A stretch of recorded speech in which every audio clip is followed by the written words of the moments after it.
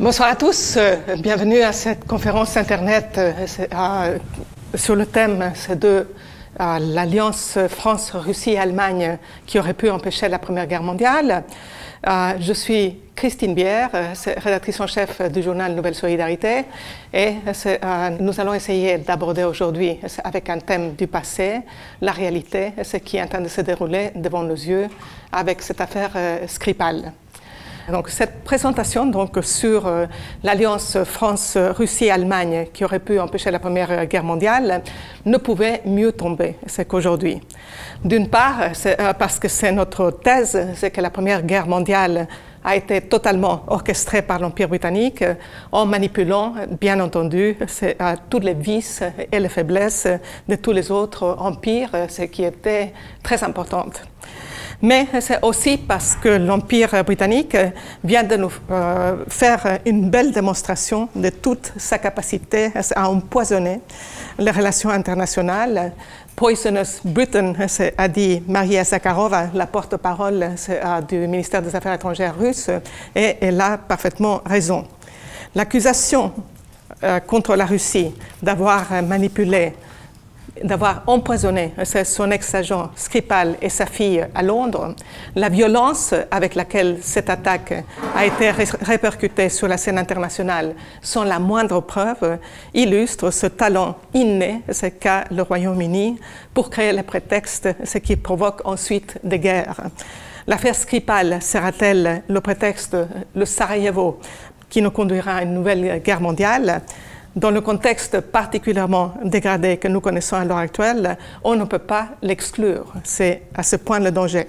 Alors, cet incident confirme aussi tout ce que nous disons à Solidarité et Progrès depuis des années sur le Royaume-Uni, alors que ce Royaume-Uni paraît aujourd'hui n'être qu'un pâle reflet de l'Empire britannique de la grande époque, il est encore capable de manipuler le cours de l'histoire dans le but toujours de diviser pour régner et de pouvoir tirer son épingle du jeu.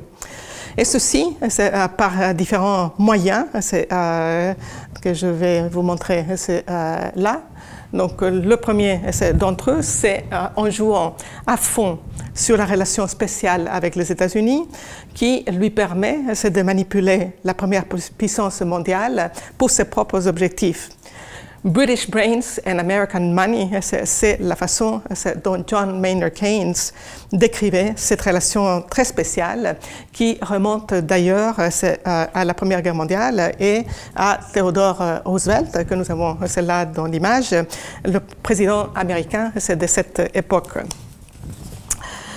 Ensuite, c'est par le contrôle exercé par l'oligarchie britannique des flux financiers internationaux via la City de Londres et de son réseau très étendu de paradis fiscaux, souvent sous sa tutelle ou même sous sa propriété.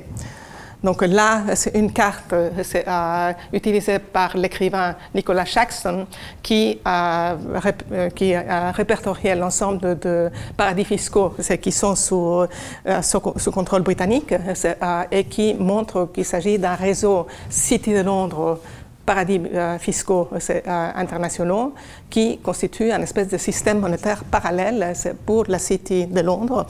Et là, il dit que le Royaume-Uni, par exemple, a reçu 332 milliards de dollars en provenance des trois dépendances du premier cercle, donc de ces paradis, Jersey, Guernesey et l'île de Man. Enfin, les Britanniques manipulent la situation internationale par le rôle de leurs services secrets, dont on vient de voir encore les exploits. La commission judiciaire de la Chambre des représentants américaine, sous la direction de David Nunes, a publié il y a quelques semaines un rapport prouvant au monde que le dossier Salas, sur lequel reposait tout le scandale du Russiagate, donc de l'ingérence russe, soi-disant, dans les élections américaines, avait été compilé par un ex-agent du MI6 encore d'actif et qui se nomme Christopher Steele. vous l'avez ici, c'est donc dans photo, et à droite, donc le QG du MI6 en Grande-Bretagne, à partir duquel donc, ces manipulations sont faites. Alors, que cherche aujourd'hui le Royaume-Uni en manipulant les dossiers Steele et Skripal? Il cherche à empêcher que Trump puisse nouer des relations normales avec la Russie et la Chine, et notamment avec sa politique de nouvelles routes de la soie. Pourquoi?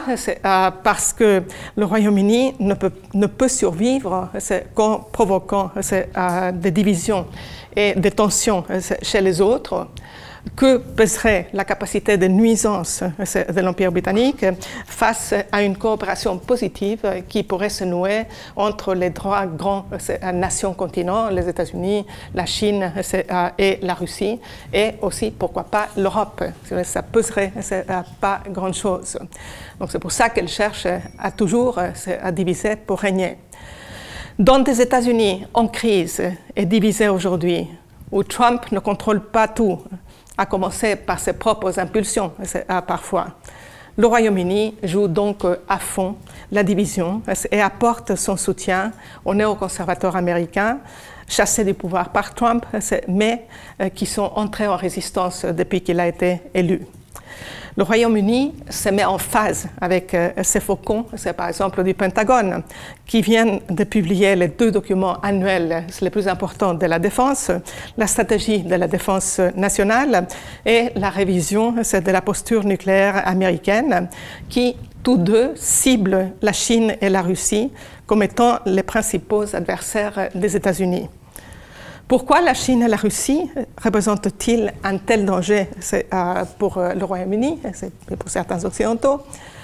Outre leur capacité très importante économique et militaire qu'ils ont développée, notamment la Chine par exemple, elles sont au cœur d'une région du monde qui a une signification toute particulière pour les oligarques britanniques et américaines. Donc, à un premier niveau, il s'agit bien entendu de l'Eurasie. À un premier niveau, il s'agit d'une région particulièrement riche en matières premières, en gaz, pétrole, en métaux rares. Ensuite, il y a le fait que le développement du Royaume-Uni dépend, et sa prédominance dépend de son contrôle des mers. Donc c'est une puissance maritime, mais elle doit absolument pour pouvoir contrôler les mers. Et cette situation a même été théorisée, comme vous le savez sans doute, par un géographe britannique qui s'appelle Mackinder, Halford Mackinder, qui en 1904 publia sa désormais célèbre géopolitique, le pivot géographique du monde, selon laquelle qui contrôle la partie la plus riche du monde, qu'il définit comme étant la masse continentale eurasiatique avec l'Afrique, qui contrôle cette partie, contrôle le monde. Et donc cette puissance maritime, le Royaume-Uni, les États-Unis et le Japon, les îles périphériques comme ils les appellent, de contrôler cette masse continentale eurasiatique et en particulier son cœur qui correspond très exactement à la Russie, à l'Asie centrale, à la Chine actuelle. Et là vous avez dans l'image donc le schéma de cette géographie du contrôle du monde, c'est de Halford Mackinder, où la partie la plus riche donc, est ce qui s'appelle le World Island, l'île du monde, donc en rouge, donc tout l'enjeu des puissances du monde, et notamment des puissances périphériques, des îles périphériques, sera de vouloir contrôler cette partie. Or, aujourd'hui, cette masse continentale eurasiatique est en train de leur échapper. D'une part, la Russie veut retrouver son statut de grande puissance et a de facto retrouvé donc son statut de grande puissance militaire, ce n'est pas encore économique.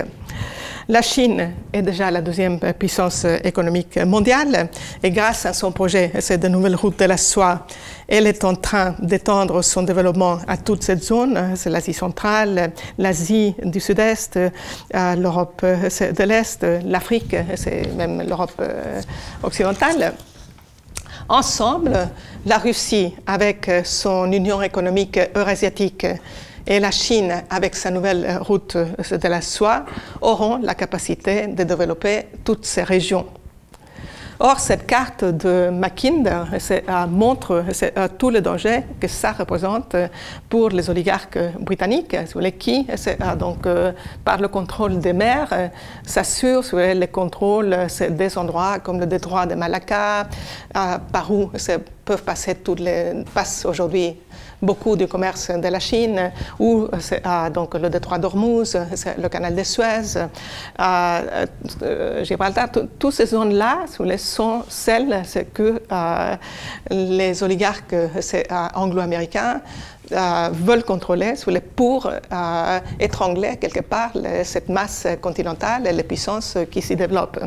Et donc, on voit toute l'importance, par exemple pour la Chine, de pouvoir traverser plutôt par terre pour aller vers l'Europe de l'Ouest, et pour toutes les autres puissances de développer donc l'intérieur des terres, surtout le fait qu'il y a là beaucoup de matières premières.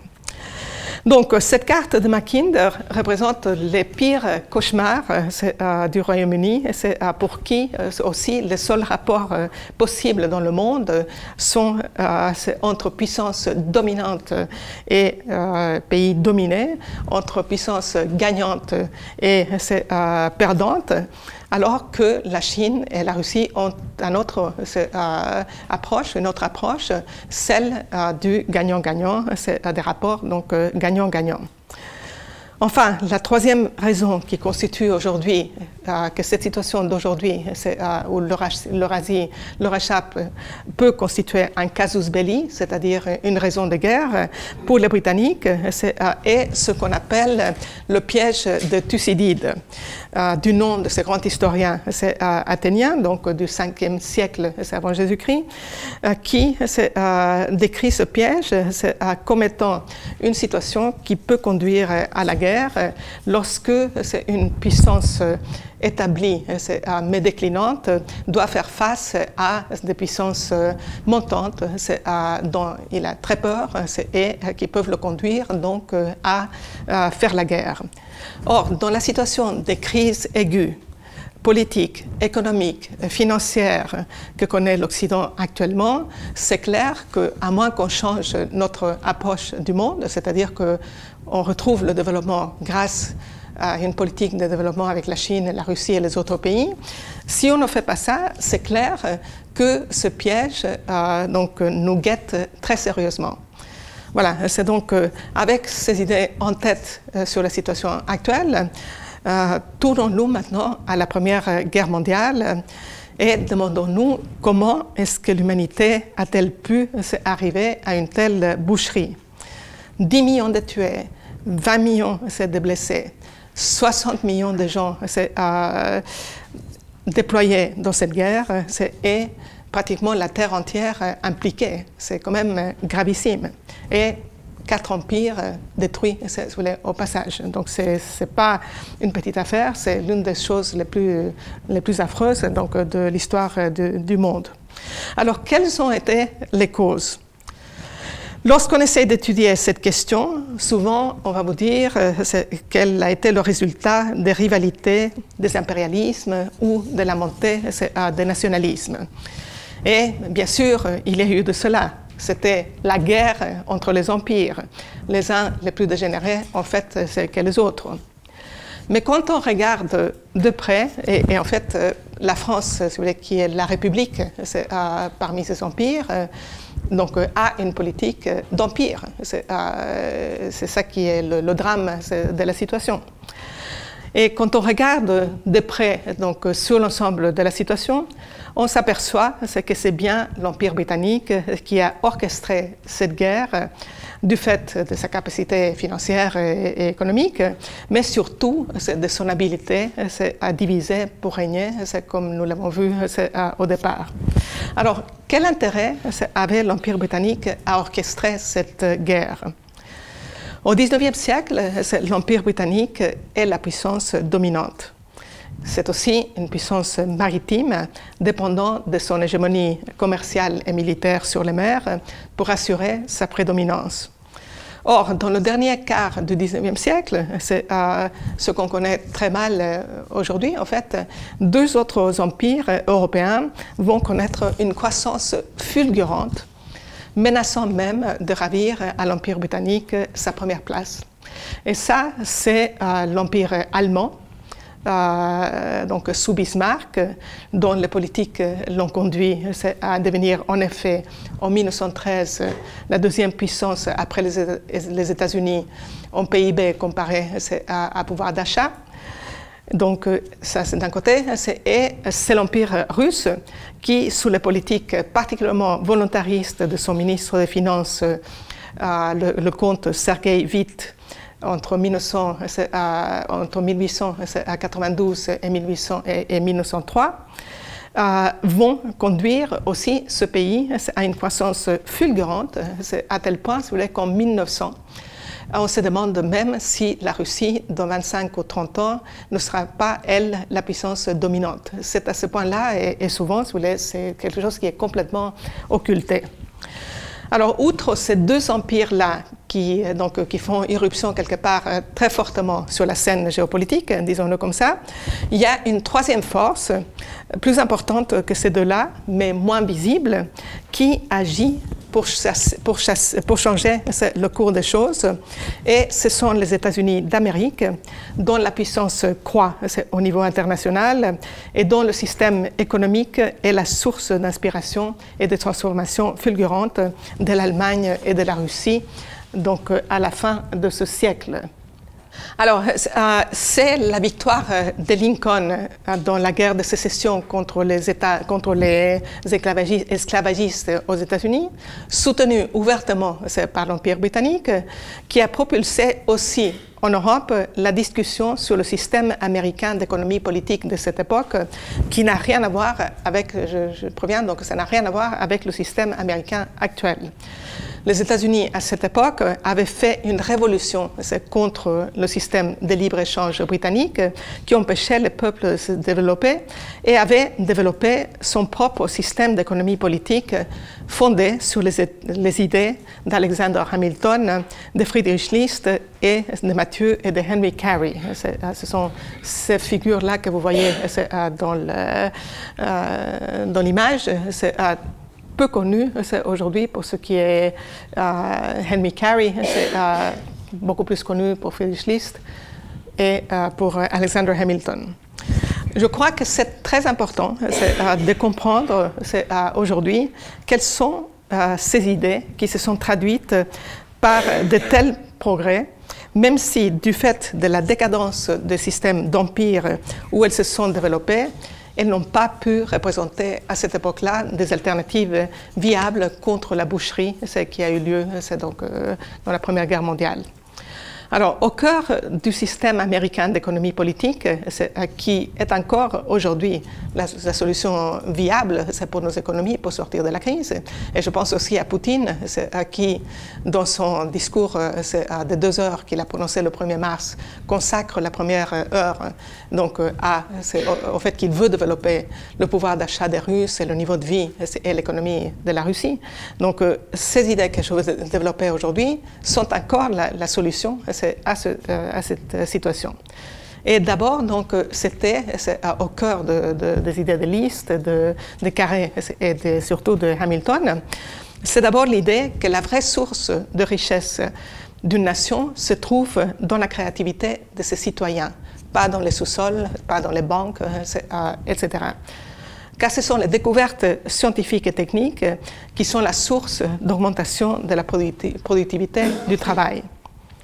Le rejet ensuite du libre-échange britannique, accusé par tout ce courant-là, c'est d'être une source de pillage, et l'adoption à la place d'un système de protectionnisme intelligent, c'est-à-dire pas la guerre commerciale qu'on voit aujourd'hui, ou c'est le chauvinisme, mais tout simplement le droit d'une jeune nation à protéger ses industries stratégiques naissantes face aux pays plus développés qu'elle, envers lequel il n'a aucune chance de concurrence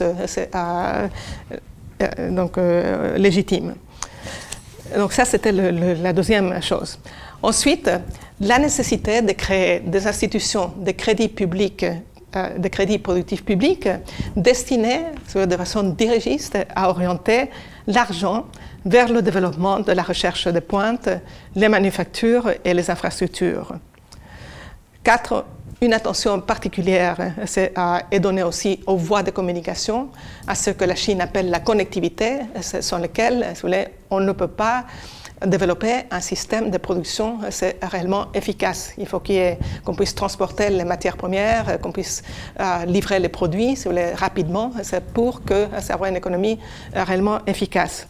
Mais ce n'est pas seulement cet aspect des infrastructures qui intéresse l'IST particulièrement et qui va intéresser toutes les personnes dont je vais parler maintenant, mais c'est pas juste parce que c'est des objets utiles, mais parce que si vous voulez, le fait d'établir des voies de communication entre les peuples, entre les villes, soit par voie navigable, soit par chemin de fer, c'est un élément de civilisation. C'est déjà, donc les Russes, ça leur permettait de connecter tout leur immense peuple, la Chine aussi.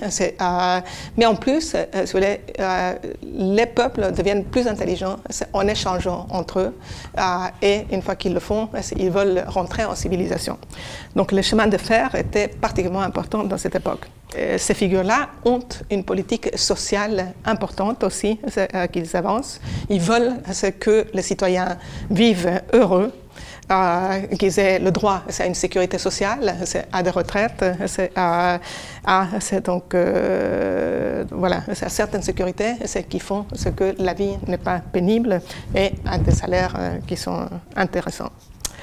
Donc voici donc en gros les idées, en particulier de Friedrich List, qui était donc un économiste allemand qui est allé aux États-Unis, qui a fui l'Europe donc pour aller aux États-Unis en 1825. Il n'y avait pas de liberté politique à l'époque en Allemagne. Et à son retour en Europe en 1832, il sera l'une des principales courroies de transmission pour faire connaître donc ces idées de List en France, en Allemagne bien sûr, en Russie, même en Extrême-Orient. Et tout comme Henry Carey, qui a été très actif aussi vis-à-vis de la Russie, c'est l'Allemagne, c'est la Chine, c'est aussi, et même le Japon.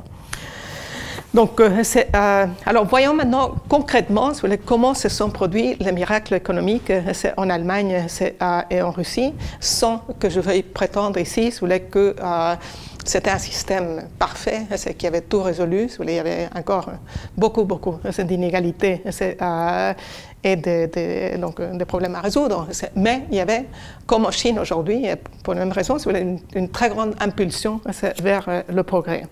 Alors, en Allemagne, la première phase du développement industriel démarre en 1833.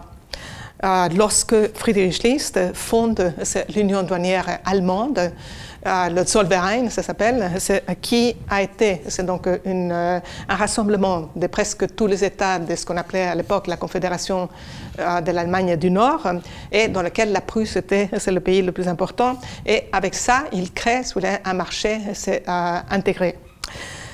La deuxième phase de l'industrialisation de l'Allemagne, c'est qui va propulser ce pays, c'est donc au niveau d'une grande puissance industrielle mondiale, démarre quand le chancelier Bismarck, qui n'a pas une très bonne réputation ici en France, pour de justes raisons.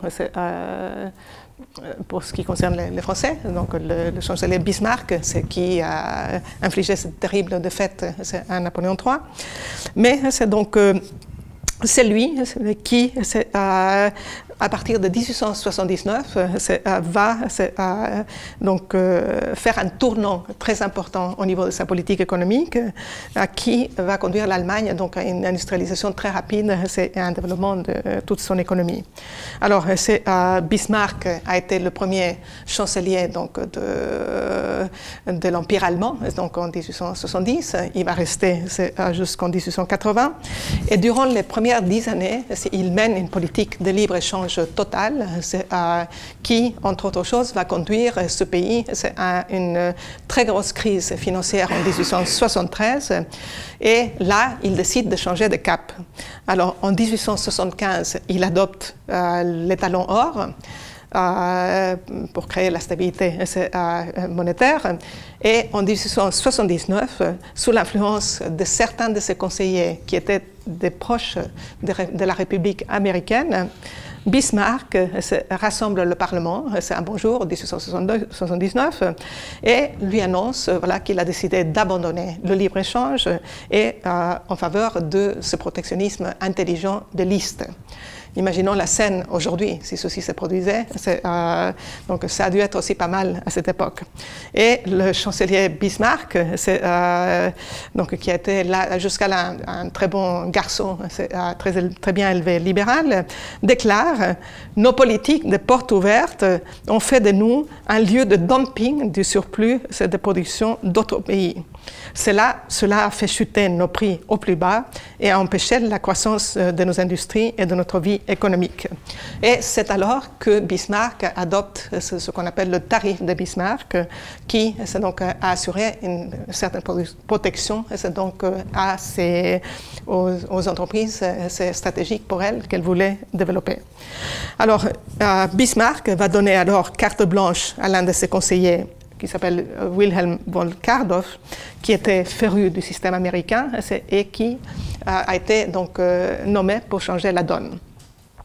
Alors il faut savoir aussi, et c'est pas du tout connu, que la Prusse, tout comme la Russie d'Alexandre II, ont apporté leur soutien à la guerre contre l'esclavagisme en Amérique, ce qui ne correspond pas au profil qu'on s'est fait de ces personnages aujourd'hui en Europe. Mais c'est le cas et c'est important.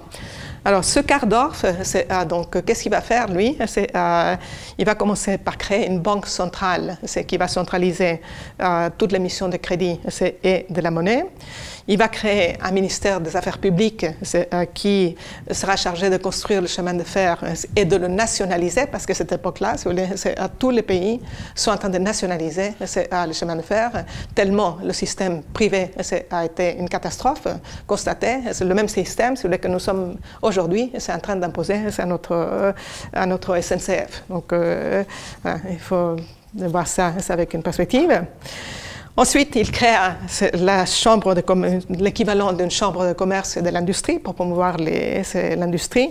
Et entre 1883 et 1889, Bismarck fait adopter des lois sociales plus avancées que celles mêmes que l'Amérique avait adoptées à cette époque-là.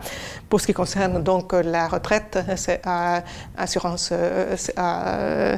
contre les accidents, contre les maladies et autres.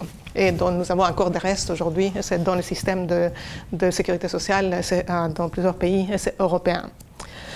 Donc ensuite, l'Allemagne oriente tous ses moyens qu'elle a vers l'industrie lourde.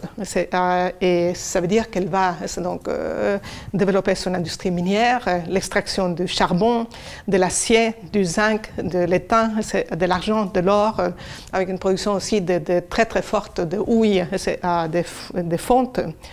Elle a une production très importante de chemin de fer pour acheminer les productions, mais aussi pour les populations. Et elle développe de nouveaux produits comme du matériel mécanique, chimique, une grosse production électrique. C'est le premier exportateur et producteur de produits électriques déjà à cette époque, production d'automobiles. L'Allemagne développe des industries importantes par leur taille et par la qualité de ses produits. Rien que dans la Rhénanie-Westphalie, par exemple, les usines embauchent 142 000 ouvriers dans les hauts fourneaux, 60 000 dans la fabrication mécanique, 30 000 dans la chimie, 135 000 dans le textile, etc., etc. Et à la veille de la guerre, la part de l'Allemagne dans la production industrielle mondiale a connu une forte croissance. alors que celle du Royaume-Uni est, elle, en baisse dramatique. C'est la part de l'Allemagne, donc c'est entre 1870, la part de l'Allemagne dans l'industrie mondiale est en 1870 13%, donc elle sera donc en 1900 sur mes chiffres, 16%. Pour la Grande-Bretagne, ce pourcentage passe de 32%.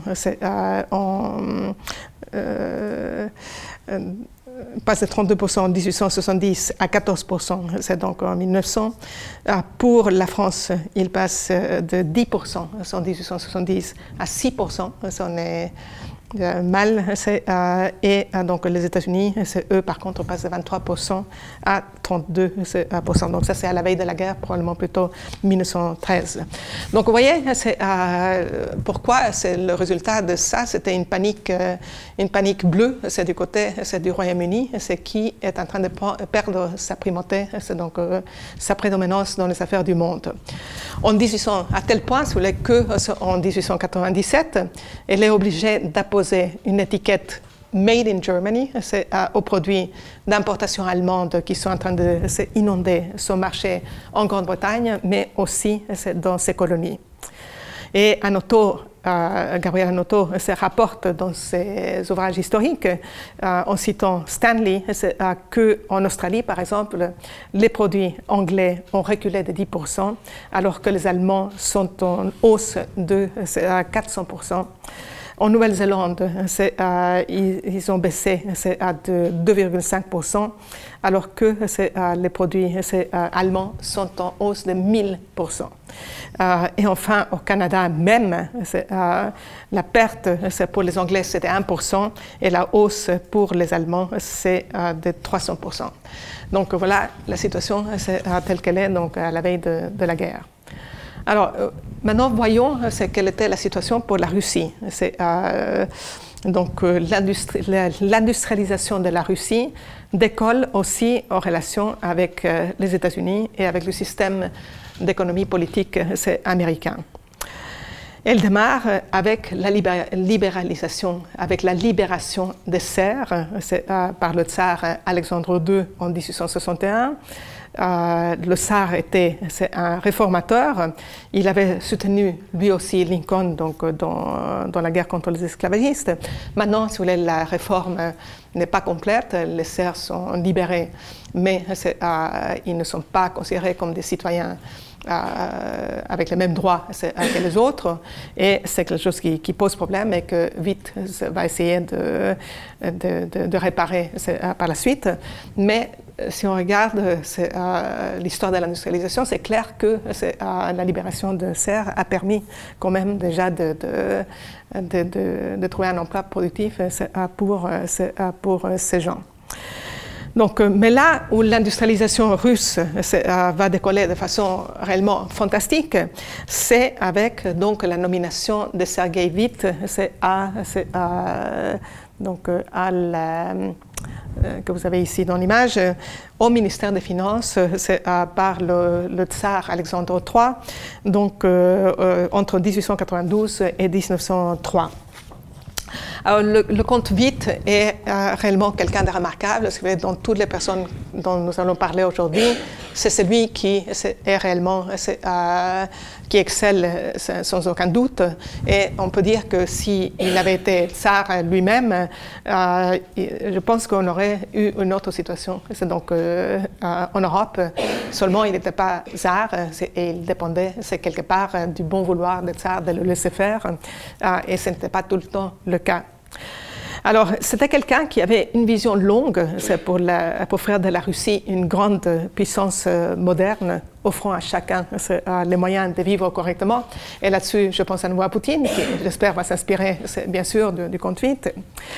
C'était quelqu'un qui avait aussi une vision européenne. Il n'était pas simplement concentré sur la Russie, mais vraiment une vraie vision européenne. Et d'ailleurs, il était les chefs des autres puissances le consultaient plutôt lui que les tsars.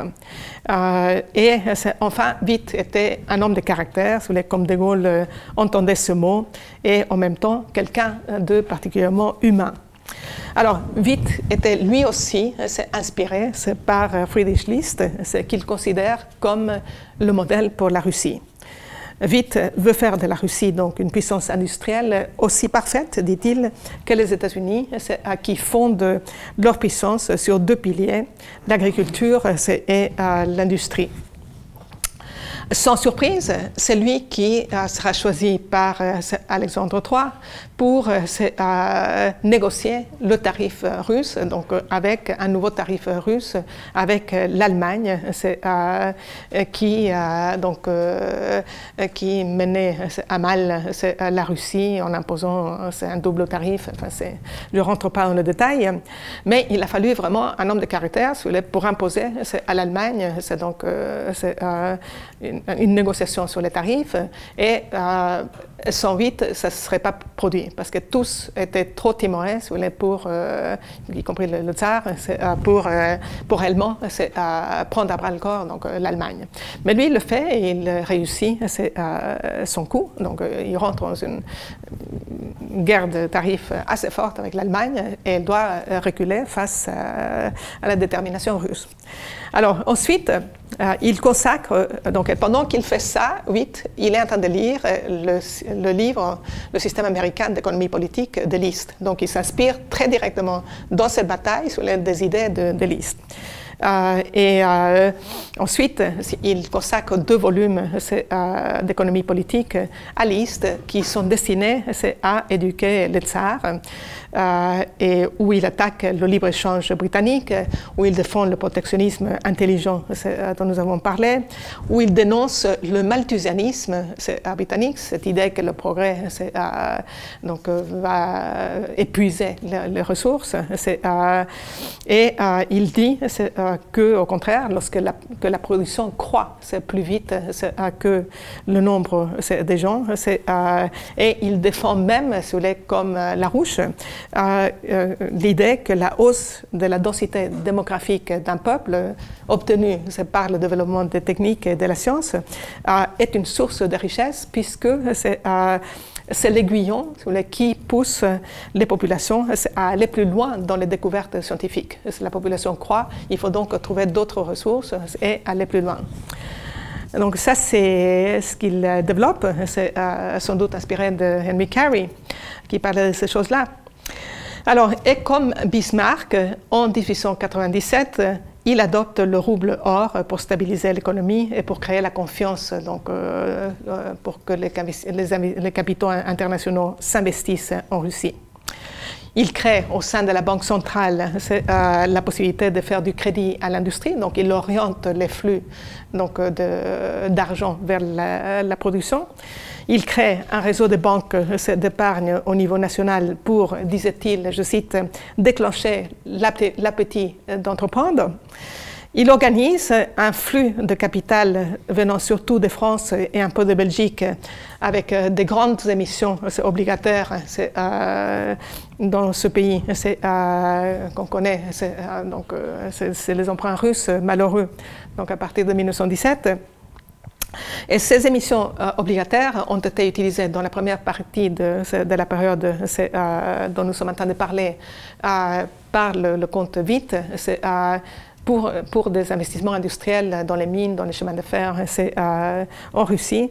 Malheureusement, c'est donc au fur et à mesure qu'on va vers l'alliance, vers la triple entente, la perspective d'une guerre, ces fonds seront utilisés malheureusement pour des chemins de fer, mais qui conduisent les troupes vers les frontières. Donc ce n'est plus intéressant, d'autant plus que pour la France, c'était aussi un capital qui ne s'investissait pas chez elle. Donc voilà, Witt a utilisé les moyens qu'il avait pour industrialiser la Russie. D'autres auraient été... Donc il y a d'autres moyens aussi qui auraient permis que la France elle-même se développe, et la Russie aussi. On peut en parler dans la discussion. Mais donc, ce flux de capital, ces grandes émissions obligataires vont être utilisées lors de son mandat pour notamment le Transsibérien, ce train le plus long au monde, toujours maintenant, avec 5500 miles. Je ne sais plus quel est le nombre de kilomètres. Donc, c'est qui va de Chita à Vladivostok. Donc, c'était quelque chose de très important. Alors, entre 1895 et 1899, donc en 4 ans, le montant des fonds qui sont arrivés en Russie pour aller dans ces investissements était de 275 milliards de roubles. Donc, ça donne un sens que c'était quand même des capitaux très importants. Alors, comme en Allemagne, les capitaux ont été investis aussi dans l'industrie lourde, la production de charbon, dans la métallurgie, pour les chemins de fer notamment, dans l'industrie du pétrole et dans la chimie. Il y a même, on sait qu'il y avait autour de 300 sociétés françaises qui étaient presque toutes françaises, qui étaient toutes investies dans la production de houille et de fonte, de houille et de coque donc, en Russie. Et donc, voilà, beaucoup d'argent est allé au développement des chemins de fer. Le chemin de fer était la principale industrie du pays, employant 400 000 personnes à cette époque, donc vers 1900, et tirant toute l'industrie métallurgique et l'industrie du charbon, où la production de fonte a triplé, et d'autres formes de fer ont doublé. Enfin, c'était impressionnant. Alors, vite a été aussi, c'est important, assisté pour toute cette politique par le chimiste, le grand chimiste Mendeleïev, Dimitri Mendeleïev, qui dirigeait le bureau de poids et mesures dans le ministère des Finances. Il est connu, lui, pour la compréhension, le développement du tableau périodique des éléments, et il a été aussi très impliqué donc, en Russie dans le développement de capacités minières et pétrolières, gazières de ce pays. Alors, Mendeleïev, lui aussi, était un élève du système américain d'économie politique. Il avait participé au centenaire de la Révolution américaine en 1876 à Philadelphie, où ce qui était dans la bouche de tout le monde, c'était le chemin de fer transcontinental qui était en train de permettre à l'Amérique de traverser totalement d'est en ouest son pays, et donc de pouvoir le peupler, le développer au fur et à mesure. Alors, donc en 1899, Mendeleïev dirigeait le voyage d'un groupe de savants à travers les Urals pour examiner les dépôts de minerais sur place. Et il dit, avec quelques mesures pas très coûteuses, les Urals fourniront à l'Europe et à l'Asie d'énormes quantités de fer, d'acier à des coûts défiant toute concurrence en Europe. Et vite renforce aussi tout le réseau d'écoles, créant beaucoup d'écoles techniques aussi et commerciales.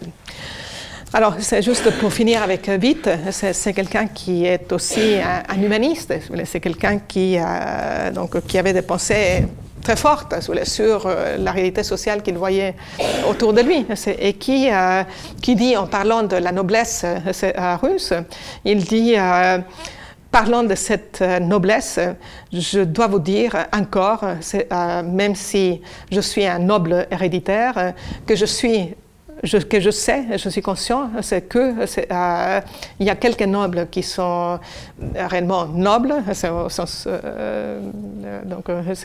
psychologique de ce terme, des hommes qui vraiment sont préoccupés par l'état de toute la population, c'est en particulier des plus faibles. Donc, ce sont ces nobles-là qui ont inspiré les réformes de l'empereur Alexandre II, mais il dit malheureusement, ils ne sont qu'une minorité.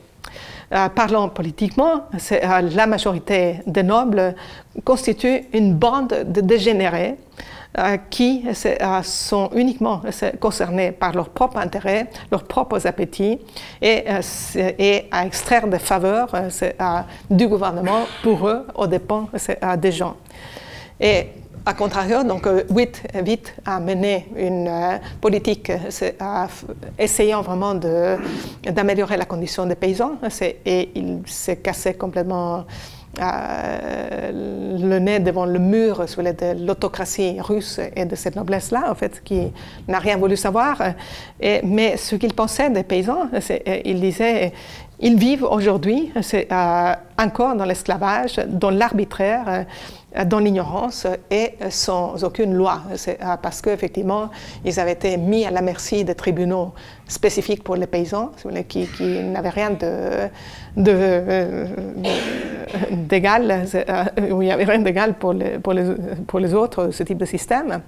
Et donc, Witt s'insurge contre ça. Il veut que les paysans non seulement c'est bien qu'ils aient été libérés, mais qu'on leur donne les moyens pour s'installer ensuite, c'est-à-dire en leur donnant des droits absolument égaux et de les laisser être aussi propriétaires de leur propre terre, parce qu'il dit qu'il ne comprend pas comment dans ce système commun, donc quelqu'un va s'investir massivement s'il ne sait pas qui va gérer son argent.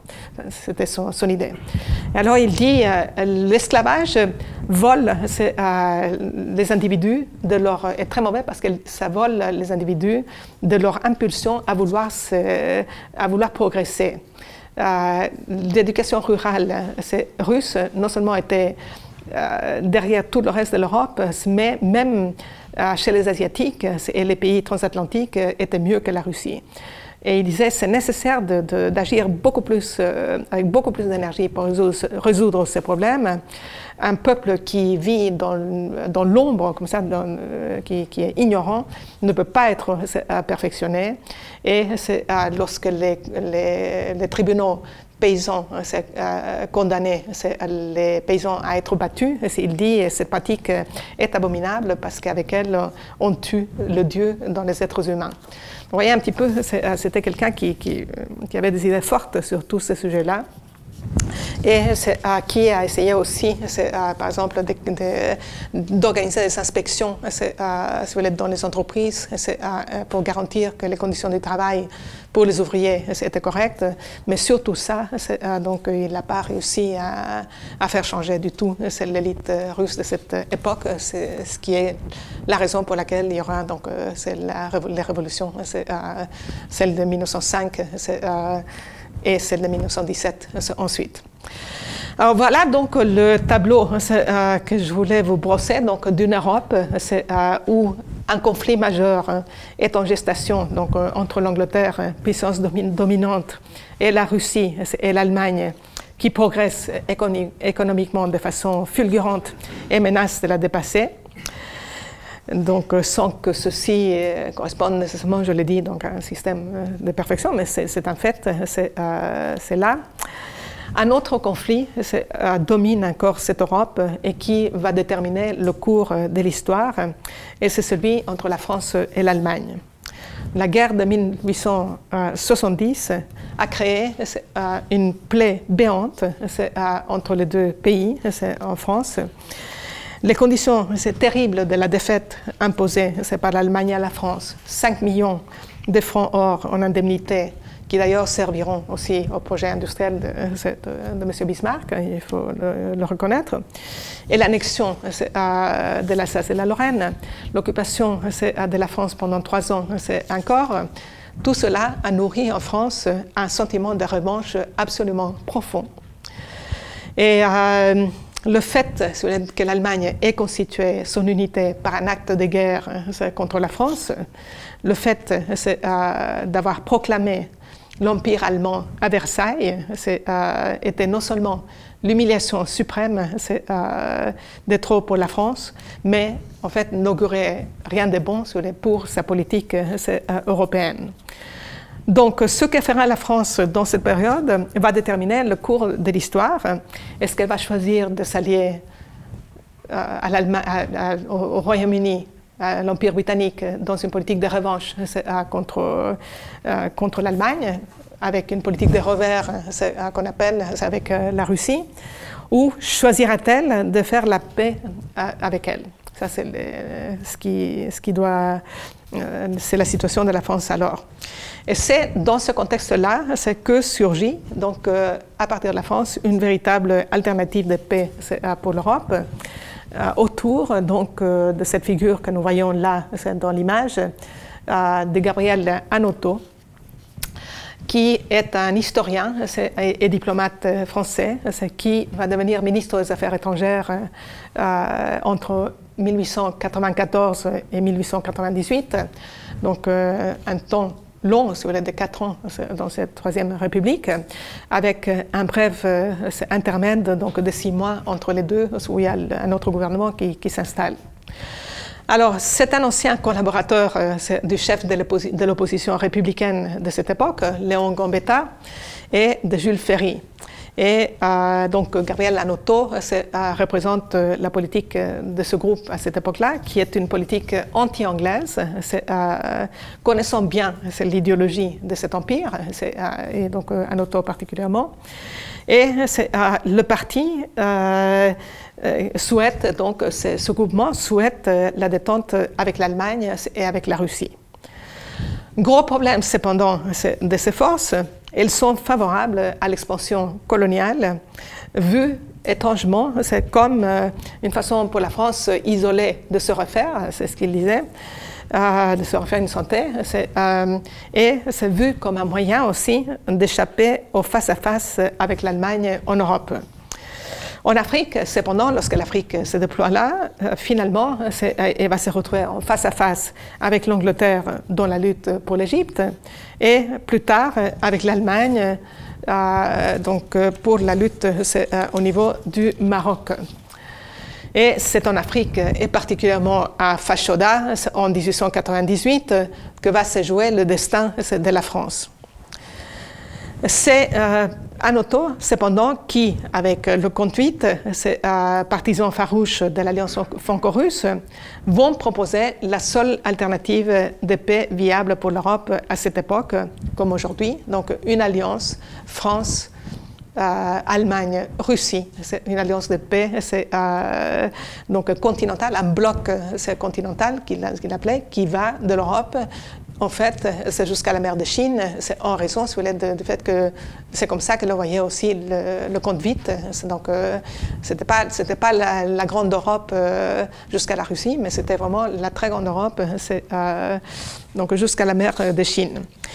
Et c'est en 1892, donc avant de devenir ministre, que Gabriel Hanotaux a proposé cette alliance dans un mémorandum secret à Jules Ferry, apparemment. Alors, c'est le Comte VIII qui explique très bien cette politique à l'empereur d'Allemagne Guillaume II, en juillet 1897. Lors d'une visite du Kaiser au Tsar au palais de Peterhof, où il souhaita s'entretenir avec lui en privé.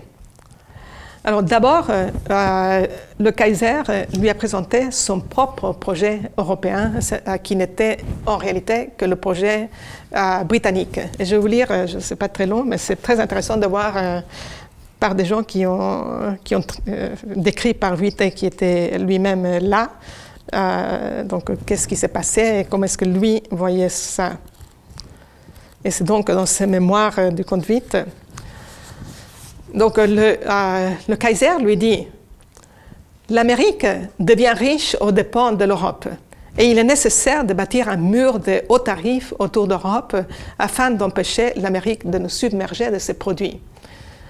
Les pays européens doivent s'unir pour exclure ce compétiteur transatlantique qui devient très dangereux, surtout au point de vue de l'agriculture, et pour arrêter ainsi les progrès des États-Unis d'Amérique. » Ça, si vous lisez Keynes, par exemple, sur le traité de Versailles, il décrit exactement cette mentalité donc, de panique chez les Anglais qui voulaient vraiment empêcher que les Américains poursuivent leur développement.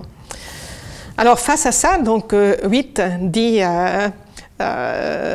donc, je prie alors de la liberté de faire observer au Kaiser que les intérêts du continent européen n'étaient pas identiques à ceux de la Grande-Bretagne et qu'il faudrait l'exclure de l'Union européenne projetée. Donc, Witt propose donc, à l'empereur d'exclure la Grande-Bretagne de l'Europe projetée. C'est un de Gaulle, si vous voulez, à cette époque-là, chassant la Grande-Bretagne. Et Witt explique aussi que de toute façon, il ne prendrait pas cette politique-là, vu que, parlant de la Russie, dit-il, je lui ai dit que nous éprouverions de la répugnance à adopter le point de vue de Sa Majesté, donc du Kaiser, par la raison que depuis la Révolution américaine, depuis la guerre de Révolution américaine, nous avions été au mieux avec les États-Unis et que nous n'avions pas l'intention de nous quereller avec ce pays.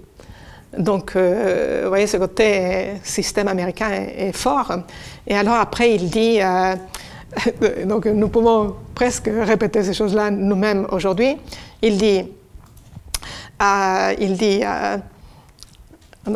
après avoir rappelé le lien indéfectible qui existe entre le prestige politique et le pouvoir économique, je déclarais à Sa Majesté que parmi les pays du monde, l'Europe me semblait pareille à une vieille femme décrépite. À moins d'un changement radical, disait-il, l'Europe devra abdiquer la place prépondérante qu'elle occupe dans le monde et la céder aux puissants empires qui s'élèvent au-delà des mers. Le temps n'est pas éloigné où ce continent sera traité avec ce respect condescendant que les gens bien élevés accordent aux vieillards. Et avant que le siècle prochain ne soit passé, la grandeur de l'Europe sera, pour les habitants de notre planète, ce que la grandeur de Rome, la gloire de la Grèce et la puissance de Carthage sont pour nous. Voilà donc comment il voit la situation européenne. Mais après, il dit, il explique face à ça, le Kaiser lui demande, mais alors, quelles sont vos propositions? Si tel est votre diagnostic. Il dit, Votre Majesté suppose une Europe qui ne gaspille pas le meilleur de son sang et de ses trésors dans des compétitions entre des nations particulières, qui ne maintient pas sous les armes des millions de soldats pour s'entretuer à la guerre, qui n'est pas un camp armé où chaque pays guette son voisin. Une Europe, en un mot, qui ne forme qu'un seul corps politique, un seul grand empire. À l'époque, il pense en termes d'un seul grand empire, mais en réalité, c'est un bloc de nations. Alors, naturellement, nous serions plus riches et plus vigoureux et plus cultivés, et l'Europe, au lieu de dépérir sous le poids de la lutte, deviendrait véritablement maîtresse du monde. Pour achever ce tableau idéal, il dit toujours, nous devons chercher à créer une solide union de la Russie, de l'Allemagne et de la France. Une fois ces pays fermement unis, tous les autres du continent voudront, je n'en doute pas, se joindre à cette alliance centrale et formeront ainsi une confédération qui embrassera tout le continent. L'Europe se libérera ainsi du fardeau de ces guerres meurtrières et établira à l'avenir sa domination du monde pendant bien des années.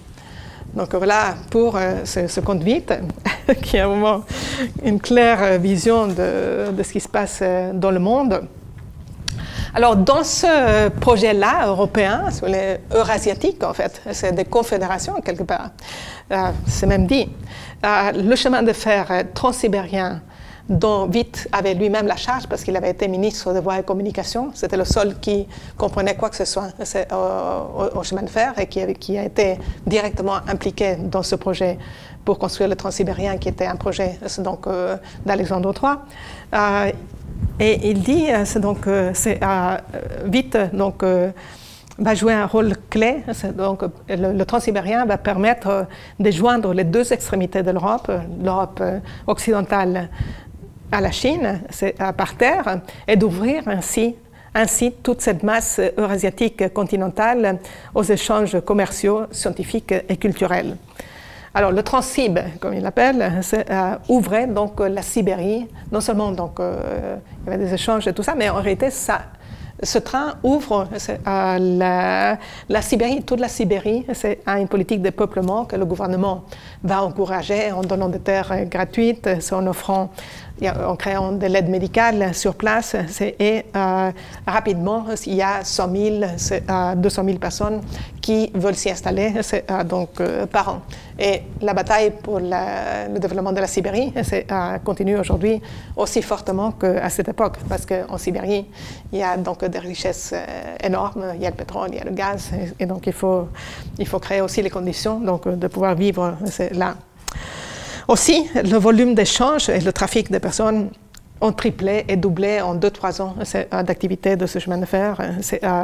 Et cela voulait dire, par rapport à ce que nous avons vu auparavant dans la carte de Mackinder, donc que ce trafic, par voie de terre, finalement retiré à la Grande-Bretagne le monopole qu'elle avait imposé sur pas mal de marchandises venant d'Extrême-Orient. Donc, par exemple, le thé, le thé et d'autres choses comme ça.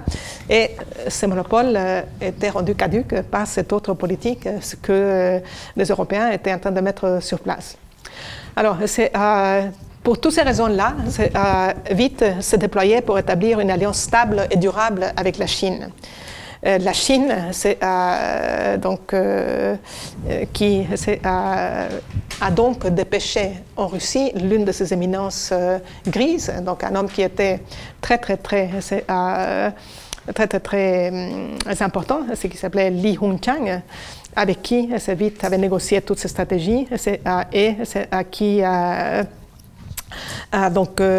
va créer les conditions pour un véritable développement de ce Transsib et en fait, je passe un peu vite parce que le temps avance, pour que le transsibérien puisse aller direct, si vous voulez, en passant par la Mandchourie, donc avoir une voie directe pour aller à Vladivostok, plutôt que de faire ce chemin détourné, c'est par l'amour qui était beaucoup plus long et c'est beaucoup plus difficile. Donc, c'était une politique magnifique qui a été développée et qui a été ensuite complètement sabotée par Nicolas II, qui a donné la permission à Guillaume II de prendre possession du port de Kiaocheu en Chine. Et voilà, les Allemands prennent position de ce port comme si elle était le leur, et ça déchaîne tout le dépêchage de la Chine par les autres puissances qui ont voulu elles aussi avoir un bout, y compris la Russie, dont ce n'était pas du tout la politique de Witt, et ceci a conduit aussi au départ à un certain moment de Witt du pouvoir. Y compris la Russie a fini par prendre Port Arthur, la France avait Hangzhou, et donc ils se sont offerts la Chine. Et pour la Russie, c'est important parce que le fait d'avoir violé toutes les promesses qu'elle avait tenues à la Chine, de défendre son intégrité, c'est de faire passer le transsibérien comme un projet économique d'accord mutuel et bon pour les deux peuples et tout ça, et puis après avoir violé ces promesses, ça va, je ne peux pas rentrer dans les détails, mais ça va créer les conditions pour la guerre entre la Russie et le Japon, parce que on peut revenir dans la discussion, mais en tout cas, c'est ça qui va créer les conditions pour cette guerre russo-japonaise qui va être terrible pour la Russie, qui va la décimer complètement, détruire sa flotte, détruire son armée et créer les conditions de la révolution russe, en pleine, et qui correspond aussi à une manipulation de l'Empire britannique, puisque en 1902, là nous sommes en train de parler d'une guerre qui a lieu en 1904, mais en 1902, les Anglais avaient signé un accord avec le Japon, laissant main libre à chacune, l'Angleterre et le Japon, de suivre ses intérêts dans cette région, notamment par rapport à la Corée que le Japon voulait annexer. Et donc, comme la Russie était un obstacle à ça, donc ça a donné la guerre russo-japonaise qui a complètement affaibli la Russie. Donc, à la veille de la Première Guerre mondiale, et c'était une politique voulue donc, par l'Empire britannique. Voilà, alors je voulais vous donner un aperçu donc, de ce très grand projet qui a existé, parce que c'est un très grand dessein que l'Europe a tenté à plusieurs reprises et que la Chine met en œuvre à nouveau, quelque part, avec son projet de nouvelles routes à la soie. Malheureusement, dans la période qui a précédé la Première Guerre mondiale, ce sont quelques personnalités, les gens qui ont fait ça, ce sont quelques personnalités exceptionnelles qui ont mis ça en branle dans une Europe que la folie des familles régnantes et de leurs courtisans avait transformée en cloaque politique. La folie des familles régnantes de cette époque, c'est d'abord Berthier, donc ici à l'extrême droite, c'est Édouard VII, qui monte au trône en 1901, qui s'appelle Édouard VII, mais qu'on appelle Berthier. Et ensuite, c'est Willy, donc c'est Guillaume II, qui s'auto-appelle Willy. Ensuite, il y a Niki, qui est Nicolas II, et avec Georges V, héritier d'Édouard VII, qui meurt en 1910. Donc, on a là, ils sont tous cousins germains, tous. Donc, une condition d'inceste et des troubles familiaux, enfin, entre tous, assez étranges. Alors, et disons que par rapport à la période qui va des années 1860 à 1880, à 1890, il y a des changements pour le pire en Europe, nettement. En 1890, Guillaume II, fraîchement monté au trône, renvoie le chancelier Bismarck de sa fonction. Donc, Bismarck était considéré comme un réaliste. C'est pas un homme, c'était un dur, mais c'est pas un homme qui va faire des folies. Mais il va être remplacé effectivement par la West politique, la Welt politique de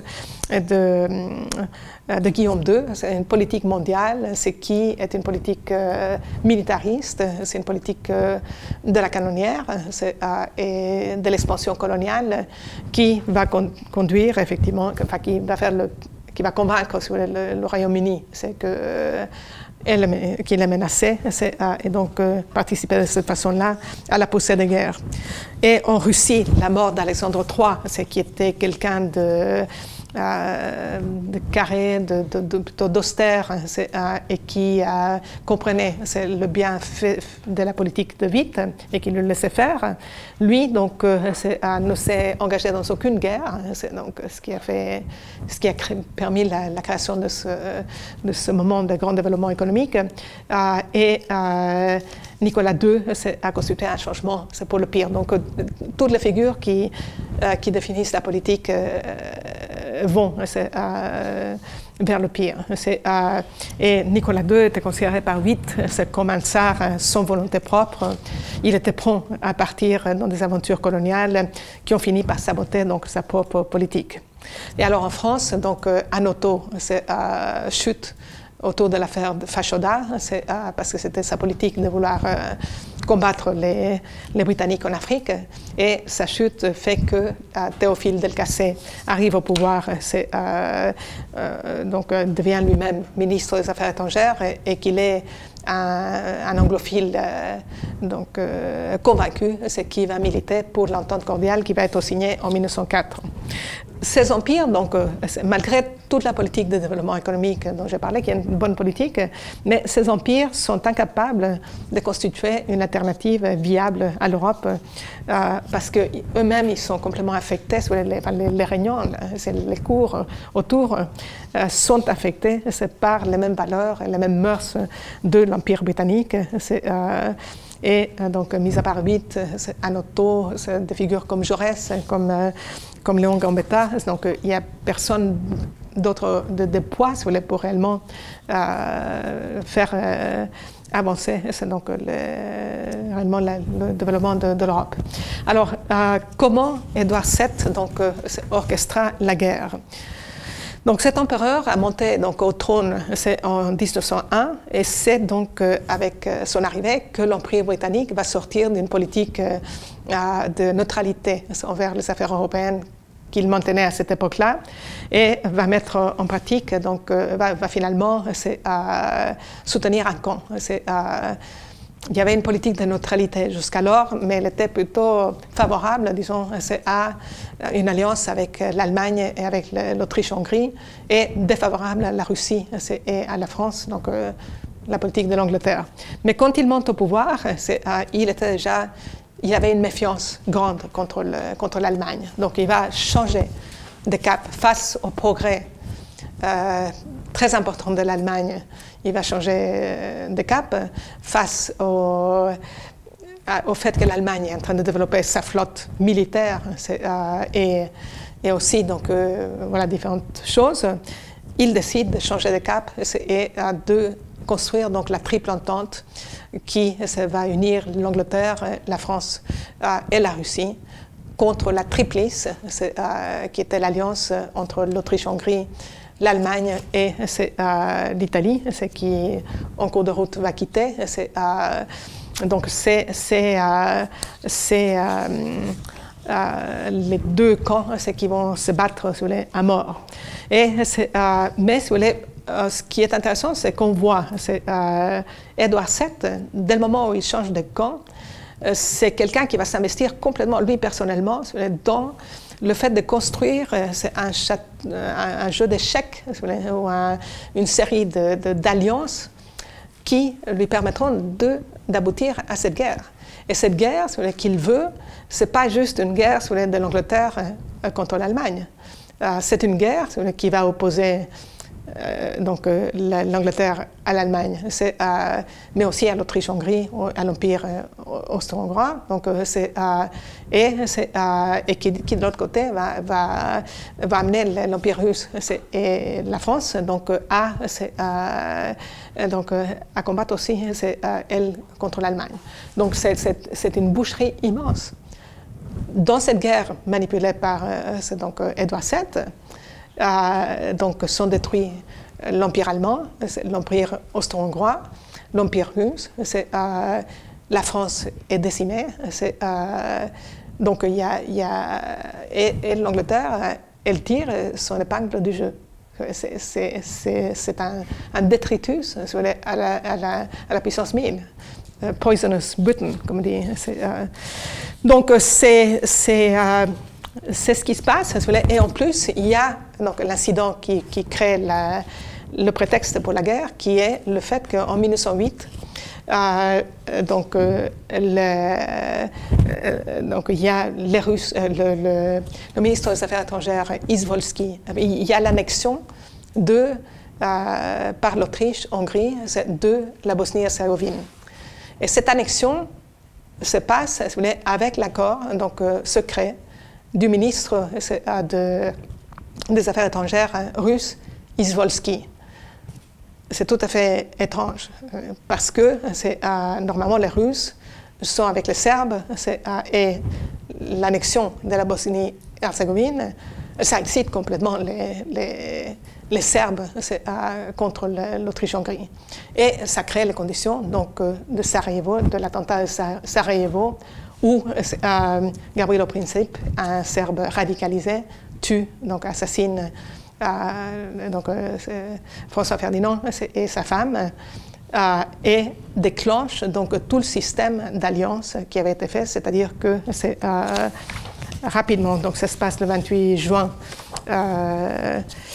1914, la déclaration de guerre commence le 28 juillet avec l'Autriche-Hongrie qui déclare la guerre à la Serbie. Le 1er août, l'Allemagne à la Russie. Le 3 août, l'Allemagne à la France. Le 5 août, c'est l'Autriche-Hongrie à la Russie. Le 4 août, c'est le Royaume-Uni qui entre en guerre contre l'Allemagne. Le 13 août, contre l'Autriche-Hongrie. Le 23 août, c'est le Japon qui rentre aussi dans la balance. Donc, en très peu de temps, l'Europe se trouve dans l'incendie, et un incendie généralisé. Alors, au mois d'août 1914, dans un moment de lucidité, le Kaiser réalise ce qui lui était arrivé. l'Angleterre, la Russie, et il dit l'Angleterre, la Russie et la France se sont mis d'accord entre elles après avoir créé la base du casus federis, du casus belli, via l'Autriche, de provoquer un conflit austro-serbe comme un prétexte pour mener une guerre d'extermination contre nous. Donc il décrit toute la manipulation qui a eu lieu. Et voilà, donc alors comment est-ce qu'il a réussi ce coup? C'est Émile Flourens, qui était politicien et historien français à l'époque, qui le dit dans un ouvrage, donc c'est La France conquise de 1906. C'était la grande capacité qu'avait Édouard VII de, je cite, de découvrir les vices et les faiblesses des individus et des peuples et de les transformer dans les armes les plus destructrices contre eux. L'empire d'Édouard VII, dit-il, dit Flourens, l'empire d'Édouard VII était bâti sur la folie éternelle humaine, sur la décadence morale des populations assujetties. Il savait comment exploiter les revanchards français contre l'Allemagne, la fascination des slavophiles contre la Grande Serbie, la haine des irrédentistes italiens contre l'Autriche-Hongrie, la fascination des Américains pour faire partie de la race mythique des Anglo-Saxons. Voilà, donc ça c'est la situation. Alors, conclusion, donc, parce qu'il est déjà tard et peut-être on peut aller plus loin dans la discussion. Conclusion, méfions-nous de la poisonous Britain, de la perfide Albion.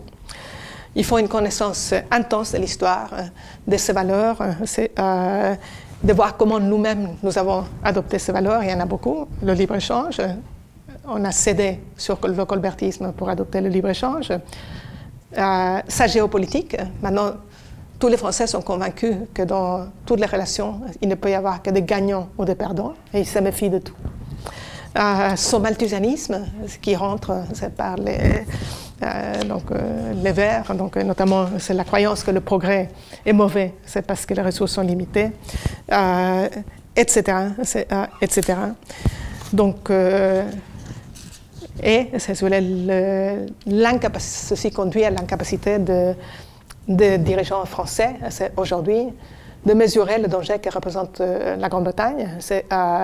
Et on pourra dire peut-être un jour que le fachada d'Emmanuel Macron sera le fait d'avoir accepté de se faire embarquer dans cette affaire Skripal, donc par une Grande-Bretagne qui accuse la Russie, qui ne montre pas du tout ses preuves, et qui, et face à qui on a capitulé déjà. On a renvoyé quatre diplomates russes donc, en Russie. Voilà, donc ça c'est les grandes lignes de ce que je voulais dire. C'est une histoire immense, donc on aurait pu passer 2 jours, mais nous n'avons qu'1h15, donc voilà, si vous avez des questions. De savoir comment on peut comprendre la persistance de cette pensée britannique, de cette capacité à le faire, mais même à le vouloir, toujours diviser pour régner. Ici, on a des Bolloré qui ont je pense, cette façon de faire aussi, mais ça semble moins important. Donc, comment un siècle encore après, c'est encore concevable que ça ait pu tenir autant? Disons que l'Europe est aujourd'hui l'un des continents le plus conservateur au monde. C'est pas seulement la Grande-Bretagne, mais c'est toute l'Europe qui montre une incapacité, mais vraiment énorme de changer. Et ça depuis très longtemps. Et qui ne bouge que donc parfois que par le plus grand malheur. C'est ce qu'on peut dire. Donc vous allez aux États-Unis, vous allez en Chine, vous allez en Amérique latine. Donc il y a une ouverture au changement. On n'est pas complètement établi dans ses pensées, dans ses certitudes, alors que dans le continent européen, peut-être parce qu'il y a eu tellement de guerres qui ont frappé la conscience, on a vraiment du mal à changer. Et les modèles se répètent, et en particulier en Grande-Bretagne, mais aussi ici en France. Donc on passe donc sans qu'on ait l'impression qu'on puisse réellement introduire des choses nouvelles. Alors ça a été fait par quelques grandes figures politiques. C'est De Gaulle avec tout le crédit qu'il avait de ce qu'il avait fait pendant la guerre. A réussi réellement, avec son caractère, à moderniser la France fortement, sous le poids d'un développement qui avait lieu en Amérique, sous le poids de la guerre qui avait rénové les hommes et qui leur avait montré à nouveau ce qu'il ne fallait pas commettre comme erreur. Donc ça a été fait. Et donc c'est toute une réflexion, effectivement, qu'il faut peut-être introduire autour de cette discussion sur la Grande Guerre. Est-ce que nous ne sommes pas revenus à ces conditions-là et est-ce que nous sommes moins capables de changer ici en Europe que les Chinois qui peuvent reconnaître qu'ils ont eu tort, par exemple, c'est dans la révolution culturelle, qu'ils ont vraiment eu tort et qu'ils veulent changer. Est-ce que nous sommes devenus incapables de faire ça? Je pense que c'est la seule façon dont ça peut changer, c'est qu'effectivement des nations plus jeunes se développent et viennent montrer la contradiction, donc à condition que ça ne parte pas dans le piège de Thucydide et provoque un choc quelque part pour ça.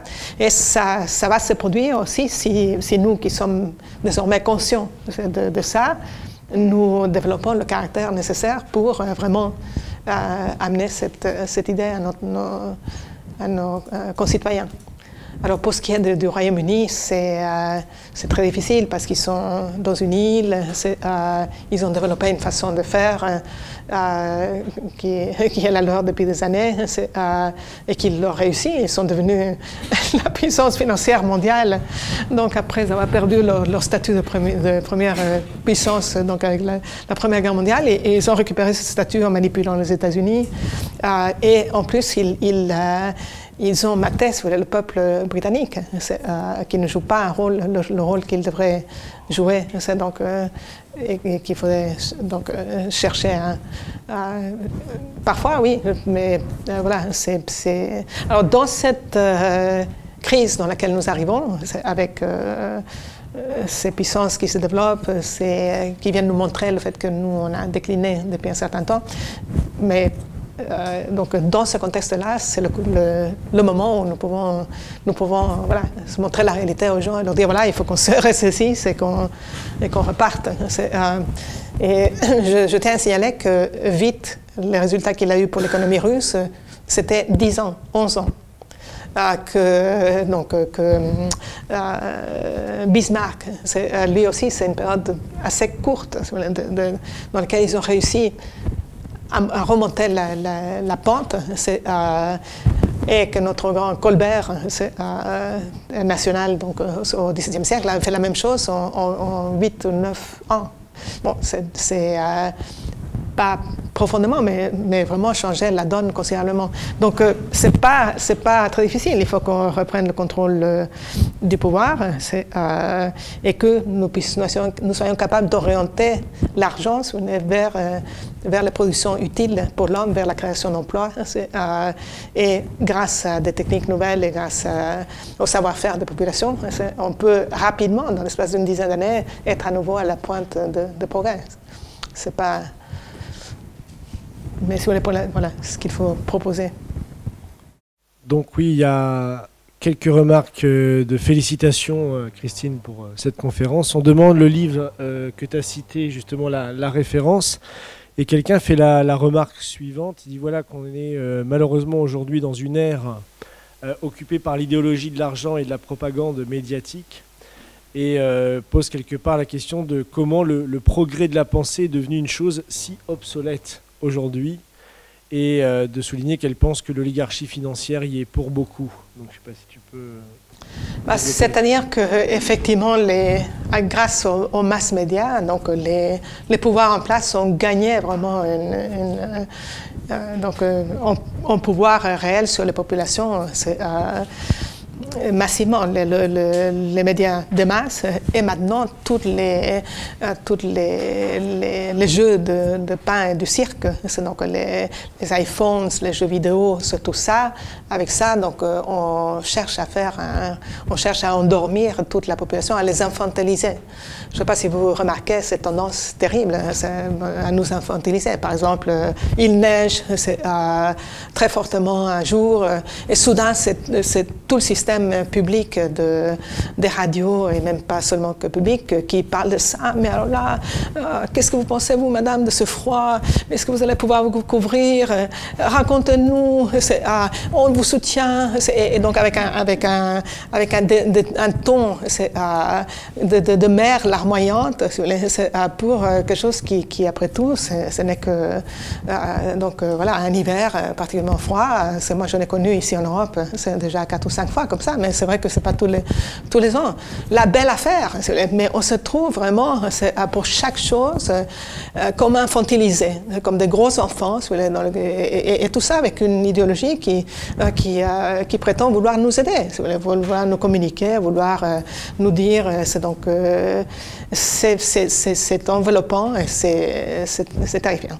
Alors, mais, je crois que ce qu'il ne faut jamais oublier, c'est que l'être humain est créateur, que c'est quelqu'un, nous sommes des créatures intelligentes, et que nous pouvons comprendre il est possible de nous tromper quelquefois, comme disait Lincoln, mais pas tout le temps. Et que donc au fur et à mesure que cette crise va s'aggraver, il arrivera un moment, donc je souhaite que nous intervenions là-dessus. Nous avons discuté ici, nous le faisons déjà quelquefois, Jacques l'a fait lors de la présidentielle. Nous souhaitons vraiment nous attaquer aux jeux vidéo très violents, et nous souhaitons aussi promouvoir des politiques pour promouvoir une culture classique, une culture classique, c'est peut-être pas le mot, une culture qui élève les individus, qui les rend meilleurs, qui les épanouit, c'est dans le bon sens du terme. Et grâce à ça, donc arriver à desserrer l'étau de toute cette culture gluante qui n'a pour objectif que d'endormir les populations, de les rendre infantiles, de les dépolitiser, et pour nous dominer. Vraiment, la population, j'ai un petit accent, vous voyez, moi je suis arrivée ici dans les années 70, et à cette époque-là, donc pour le Moyen-Orient, il y avait 1 million de gens dans la rue pour manifester pour la Palestine ou telle question politique, de politique internationale. Les gens, vous le savez, pour les gens qui sont un peu de mon âge, donc c'était politique. Alors qu'aujourd'hui, grâce à travers tous ces jeux vidéo, donc la fin du politique, c'est toute une idéologie qu'on doit s'occuper de soi. Donc, mon plaisir d'abord. Tout ça, on crée une fragmentation jusqu'à présent de cette société française, mais c'est un peu comme ça s'est produit aux États-Unis. Il arrivera un moment où donc de plus en plus de Français verront que ce système est en train de nous conduire dans le mur, et que nous devons nous ressaisir. Et à ce moment-là, donc, il y aura ce que font les peuples dans les révolutions. On va commencer à jeter les téléphones, au moins 4 sur 5 téléphones portables, c'est intervenir dans les médias, c'est prendre le contrôle, c'est dans un processus révolutionnaire quelque part. Enfin, j'espère qu'on n'en arrivera pas là, qu'on pourra changer les choses tranquillement. Mais on ne peut pas tromper tout le monde tout le temps. Et notre rôle à nous, c'est vraiment de dire, voilà, non, nous pouvons vivre, nous devons vivre autrement. Nous devons rejeter ce monde de Aldous Huxley, ce meilleur des mondes, comme étant le pire des mondes, et retrouver nos libertés. Oui, donc merci d'abord pour ta présentation. Il y a au début du XXe siècle un certain nombre de sciences sociales qui vont naître. D'un côté sur l'individu, la psychologie, la sociologie, etc. Puis plus tard la communication, le marketing, etc. Et du point de vue des sociétés en général, il y a entre autres la géopolitique, qui prétend être une science basée sur la géographie et la politique. Qu'est-ce que tu en penses? Est-ce que tu penses que c'est une science ou pas? Malheureusement, c'est une science, c'est une idéologie qui prétend forger effectivement c'est une politique de pouvoir.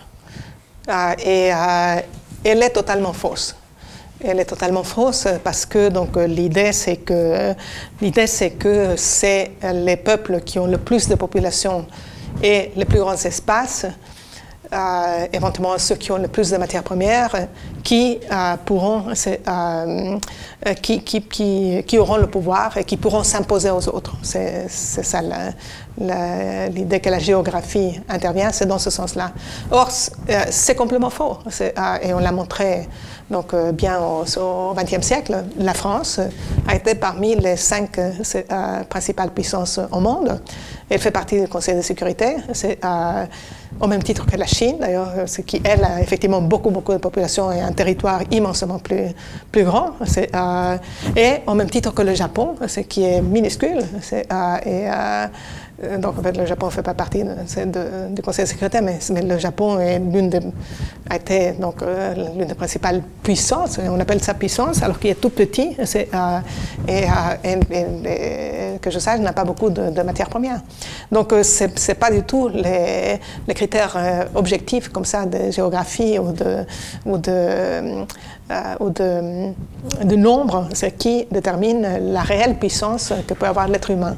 La réelle puissance que peut avoir l'être humain, c'est la puissance de l'esprit, c'est sa capacité à voir loin, c'est sa capacité à découvrir de nouvelles ressources qui ne sont pas évidentes au départ pour les individus, pour les sociétés, et d'organiser une société humaine comme ça, qui puisse réellement se développer, c'est pour le meilleur de tous. Ça, c'est la véritable puissance pour nous, c'est cela, et c'est en fait la grosse différence entre ce que nous préconisons ici dans ce mouvement et c'est les idéologies de l'Empire britannique. Les autres sont dans des critères quantitatifs de force. En fait. Tous les partis ici, je dirais, croient donc, que le nombre fait la force et qu'on doit aller pour une force physique quelque part. Et pas, alors nous, donc, nous pensons qu'il faut une force morale, une force intellectuelle pour le bien. Et ça, donc ça a une puissance beaucoup plus importante. Si donc les gens commencent à réfléchir et donc à le manifester, que le nombre en tant que tel. Et c'est ça donc, qui, quelque part, liste, en fait, l'économiste dont nous avons parlé, c'est ça qu'il propose aux gens. C'est donc d'utiliser leur pensée pour découvrir la façon de rendre leur géographie plus productive pour eux. S'il y a des déserts, on peut irriguer ces déserts. Donc il faut dessaler l'eau de mer, il y a des moyens de le faire. C'est ce qui se passe en Israël, d'ailleurs aussi, dans d'autres pays du monde. Si on n'a pas de l'énergie, on a l'énergie nucléaire, par exemple, que nous pouvons maîtriser pour le plus grand bien de l'homme. Il y a toujours des solutions. Et le propre, si vous voulez, d'un citoyen et d'un gouvernement, c'est de réfléchir à toutes ces solutions, de créer les conditions donc, où il y a le goût d'entreprendre par le citoyen. Donc, vite, il dit, voilà, ce qui est important, c'est que l'industrie, ça éveille quelque chose chez les paysans, donc qui sortent de la terre et qui commencent à travailler en industrie. Ça éveille leur curiosité, ça leur donne un goût, c'est pour apprendre, et ça les change. Et donc, bon, là, c'est un type de changement concret, mais il y a d'autres. Donc, c'est vraiment la différence, le piège dans lequel ne pas tomber avec l'Empire britannique. Parce que l'Empire britannique est malthusien, donc ils pensent qu'il y a trop de gens sur Terre et qu'ils ne comprennent pas, si vous voulez, qu'on puisse découvrir de nouvelles ressources. Parce qu'eux-mêmes, ils sont dans la finance et les services. Et ce qu'ils font, c'est comme dans le militaire, si vous voulez, ils ont les missiles qui sont développés par les États-Unis. Eux-mêmes n'ont pas développé leur propre indépendance nucléaire. Enfin, bref, et donc du coup, ils pensent aux ressources limitées, comme dans un aquarium, si vous voulez, comme si les ressources étaient ceux qui sont dans un aquarium. Donc ils sont incapables de créer. Donc sur tous ces points-là, si vous voulez, nous devons clairement choisir notre camp. Le camp de l'Empire britannique et le camp d'autres gens qui ont réellement contribué au développement. Merci beaucoup. Vous pensez donc qu'il faut une force morale et intellectuelle pour le bien, j'approuve, mais est-ce qu'il ne faut pas aussi une force spirituelle qu'il faut développer? Parce qu'il me semble qu'avec actuellement le suffrage universel, la manipulation des masses médias et tout ça, tant qu'on n'aura pas en plus une force spirituelle, on n'arrivera pas à contrer tout ce dont on nous bassine et qui nous empêche de réfléchir. Par contre, une force spirituelle, moi je dirais chrétienne, un vrai christianisme basé sur une relation personnelle au Christ, et donc après une décision de suivre ces commandements d'amour et de charité, ça peut nous aider aussi à nous libérer de tous les autres esclavages et nous permettre de lutter plus efficacement, tout en employant naturellement notre intelligence, mais nous permet de lutter plus efficacement pour le bien.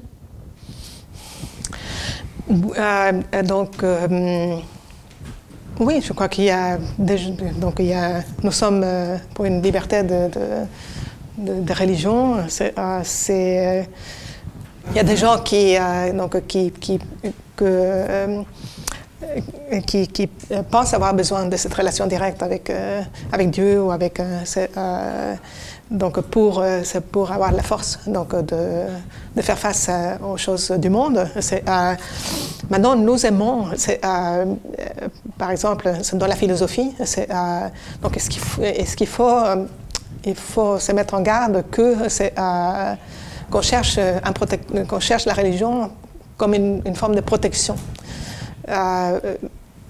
Parce qu'on pense plutôt à comme pensaient par exemple de très grands philosophes chrétiens comme Leibniz par exemple qui a développé le calcul infinitésimal et qui et aussi donc qui a travaillé beaucoup sur les machines, donc par exemple les machines à vapeur, le développement de la très haute technologie dans ce domaine-là, et qui lui donc disait aux chrétiens, disait donc je préfère des gens qui veuillent utiliser le cerveau que Dieu leur a donné pour découvrir comment il a fait cet univers et comment donc nous pouvons reproduire à notre niveau donc ce qu'il a découvert, plutôt que des gens qui chantent des homélies tout le temps ou qui sont à la messe tout le temps. C'est parce qu'ils cherchent une espèce de relation un peu donc infantilisante avec Dieu. C'est un peu brutal de dire comme ça, c'est Jaurès qui le dit aussi. Mais comme on est dans un monde qui est très difficile aujourd'hui, moralement, politiquement, socialement, donc je pense que c'est bien si on peut concevoir de la religion comme quelque chose qui est actif et qui nous aide à créer un monde qui soit vivable pour les autres. Mais bon, par après, donc chacun a c'est une affaire personnelle. Oui. Je voudrais revenir à la question du départ, là, celle-là. Là. Pourquoi ça dure? En gros, hein, c'est ça. Je crois qu'un début de réponse, c'est de bien comprendre que la France, en 1914, était dans la forme une république et dans le fond un empire comme les autres. Ça, vous avez déjà un début de réponse à cela. Maintenant, poussons davantage les choses. Qu'est-ce qu'un empire? Vu d'un point de vue des individus qui y vivent. Un empire, c'est... On est soumis à une obligation extérieure liée au service d'une caste ou, plus subtilement, d'une règle relevant d'un ordre établi. Et c'est amusant parce qu'une personnalité spirituelle, en principe spirituel, récemment nous a dit à Christine et moi que la règle, c'est ça qui permet aux choses de perdurer. Alors, dans un système comme celui-là, on est un sujet. Et on n'a pas de liberté intérieure. Alors ça peut prendre une forme hystérique, c'est le nazisme ou le fascisme, comme ça peut prendre une forme triste et accablée. C'est un peu ce qu'on peut voir aujourd'hui dans certains pays qui nous sont très proches. Je veux dire le nôtre.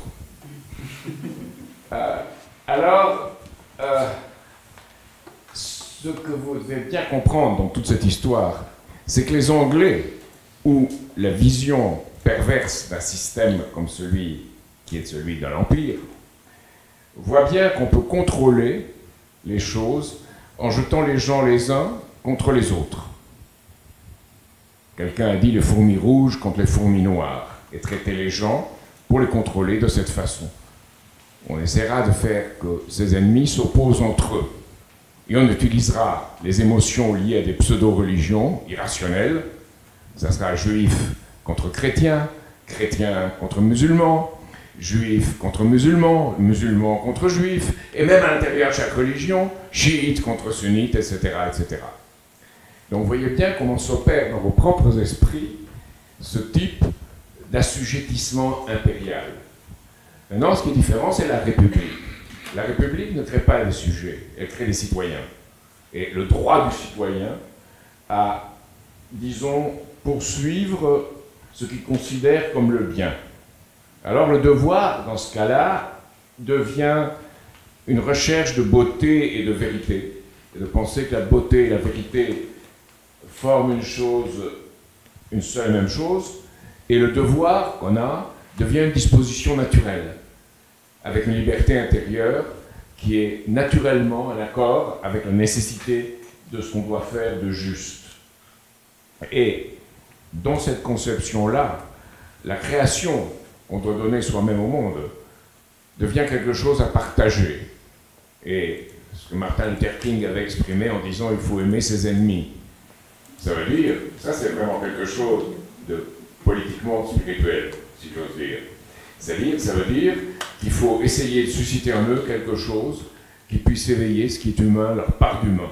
Ne pas les aimer, ne pas aimer leurs idées, ne pas aimer ce qu'ils font, mais penser qu'il y a quelque chose qu'on peut développer en eux, c'est l'empathie. Et ça, c'est tout à fait contraire à un système d'empire où il y a la règle, où il y a le code, où il y a une infantilisation. Et dans la République, il y a cette éducation des émotions, cette recherche de la beauté et qui s'exprime par tout ce que l'être humain est créateur. Et aujourd'hui, on le voit très bien dans l'enseignement. Tout le débat, c'est d'amener dès la maternelle, qui est juste d'ailleurs, tout à fait juste, la connaissance et la capacité, l'éducation. Mais ce qui n'est pas traité, c'est quelle création, qu'est-ce qu'on fera, qu'est-ce qu'il faut donner aux enfants pour qu'ils s'expriment, il faut qu'ils apprennent à compter, à lire et à écrire, oui peut-être, mais ce sont que des reflets d'une capacité de créer et de comprendre le monde où ils sont et d'agir pour le bien de ceux qui s'y trouvent. Et je crois que là, il y a des différences. Et si on ne fait pas ça, on va tout droit à la guerre. Et c'est ce qui s'est passé en 1914, où la balle tirée par un nationaliste hystérique, a tué l'héritier de la couronne d'Autriche-Hongrie, et puis de peu à peu, au moment où ça a été fait, personne n'avait pensé qu'il y aurait la guerre. Hein. Personne. Et puis peu à peu, par enchaînement, comme il n'y avait aucune résistance, et que chacun obéissait à une règle, à un code, à un système d'alliance, on a eu la guerre, parce qu'il y avait partout des empires. Et aujourd'hui, si vous regardez les choses, on est bel et bien dans cette même chose de diviser pour régner. La Chine, allez, l'Asie contre l'Europe, les États-Unis contre la Chine contre le Japon, la Chine contre la Russie. J'ai lu beaucoup d'articles disant que les Chinois craignent en Sibérie, que les Russes craignent en Sibérie, que les Chinois s'y installent. Alors, évidemment, que craignent les Anglais, que craint l'Empire britannique aujourd'hui? Ce qu'ils appellent eux-mêmes la Chine-Amérique. Ça, c'est la grande crainte, qu'on utilise aussi en France d'ailleurs. Il y a un accord entre la Chine et les États-Unis pour un système qui exclut une vision d'empire. L'Europe de l'Atlantique à l'Oural ou l'Eurasie de l'Atlantique à la mer de Chine, ça c'est l'autre chose qu'ils craignent. Et une libération de l'Afrique de l'assujettissement monétaire. C'est trois choses qui sont les plus craintes. Donc, nous devons les faire et nous identifier à cela. Mais je veux dire, en tant qu'individu, c'est une chose qu'on ne peut pas se permettre d'être comme la France en 1914. Un tiers de république, 2 tiers d'empire, 1 tiers de citoyens, 2 tiers de sujets. Et ça, c'est la politique aujourd'hui, et c'est l'enjeu fondamental de la politique aujourd'hui, je pense, qui doit être vu à la lumière de ce qu'a dit Christine. Alors, la dernière phrase, c'est qu'on doit, si vous n'êtes pas encore membre de notre mouvement, si il vous intéresse, et si vous nous avez vus maintenant beaucoup de fois, et ça vous plaît, mais voilà, donc il y a quelque chose qui vous dit, c'est qu'on ne peut pas changer, qu'on ne peut pas vouloir changer le monde, que ça n'est pas possible. Voilà, donc ça, c'est le moment de commencer à changer, effectivement, parce que sinon, donc, on voit, avec les événements aujourd'hui dans le monde, on va tout droit sur une guerre.